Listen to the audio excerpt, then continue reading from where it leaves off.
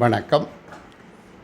2027 2028 ஆகிய வருடங்களில் தரமைந்து புலமைப்பரிசில் பரீட்சை செய்ய உள்ள மாணவ செல்வங்களுக்காக சித்திரப்படங்களூடாக சிந்தனையை விருத்தி செய்து பொது விவேகத்தை வளர்த்து நுண்ணறிவை ஊட்டி பயிற்சிகளை வழங்கி நுண்ணறிவை விருத்தி செய்து என்னடா ஊட்ட முடியாது விருத்தி செய்து மாணவர்களை ஒரு ஆற்றல் உள்ளவர்களாக உருவாக்கி புலமைப்பரிசில் பரீட்சையில் சித்திப்பெறுபேறு பெறலாம், 8 புள்ளிக்கு மேலே பெறலாம்.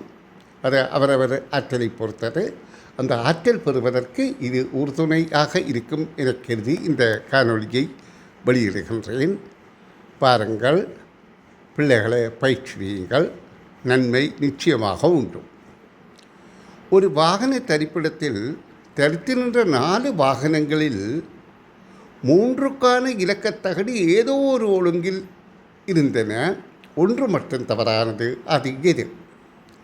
இங்கே 4 இலக்கத்தகடு இருக்குது. அந்த இலக்கத்தகடில் 3 ஏதோ ஒரு வகையில் ஒரு ஒற்றுமையில் சரியாக இருக்கலாம், ஒன்று தவறாக இருக்கலாம். அப்போ நாங்கள் இந்த ஒற்றுமைகளை பார்க்கிற போதும் எழுத்துக்களின் ஒழுங்கை பார்க்கலாம், இலக்கங்களின் ஒழுங்கை பார்க்கலாம். எழுத்துக்கள் என்றால் இங்கே ஆங்கில எழுத்துக்கள் ABC என்ற ஆங்கில அகரவரிசையில் இருக்கின்றது.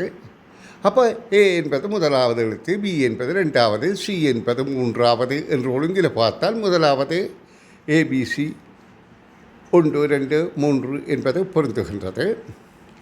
அடுத்தது BBD என்பது 2 2 4 என்றது பொருந்துகின்றது.